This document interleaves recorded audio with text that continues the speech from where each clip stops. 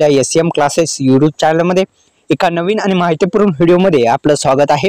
मित्रांनो, झिरो बॅलन्सवर झिरो बजेटवर तुम्ही कोणते जे बँकेचे खाते आहेत ते उघडू शकता। सविस्तर जी माहिती आहे, अपडेट आहे ते तुम्हाला मी सांगण्याचा प्रयत्न करणार आहे। तत्पूर्वी यूट्यूब चॅनलला सबस्क्राइब केल्याच्या नंतर बेल आयकॉनला ऑल प्रेस करा। या व्हिडिओला जास्तीत जास्त लाईक करून आपल्या मित्रांना सुद्धा शेअर करू शकता, जेणेकरून ते सुद्धा झिरो बजेटवर जे आहेत ते बँकचे खाते उघडू शकता, जेणेकरून त्यांना सुद्धा घरबसल्या फायदा होईल आणि बँकेत जाण्याची गरज नाही।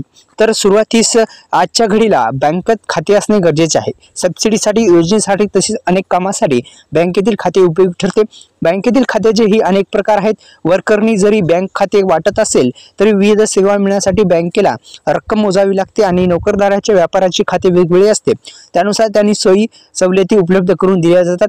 सर्वसामान्यांसाठी ही बँकेत खाते उघडताना झिरो बॅलन्स खाते अथवा झिरो बॅलन्स किंवा ठराविक रक्कम देऊन सुद्धा म्हणजे सेविंग अकाउंट सुद्धा काढू शकता। तर सुरुवातीस पहिली बँक तुम्ही काढू शकता ते म्हणजे एअरटेल पेमेंट बँक। ही जी बँक आहे जबरदस्त अशी बँक आहे एअरटेल पेमेंट बँक। आपण त्याचे सुद्धा तुम्ही जे आहे तुम्ही खातं उघडू शकता झिरो बॅलन्सवर।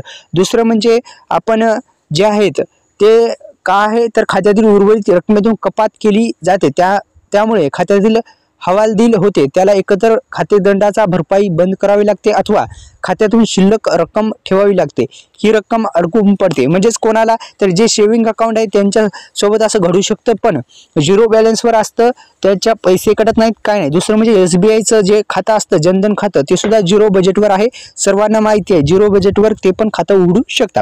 तर एकंदरीत पॅन कार्डच्या सहाय्याने झिरो बॅलन्स अकाउंट उघडता येते। पॅन कार्ड आणि आधार कार्ड घेऊन गेल्याच्या नंतर तुम्हाला झिरो बॅलन्सवर सुद्धा तुम्ही अकाउंट उघडू शकता, जनधन खातं उघडू शकता।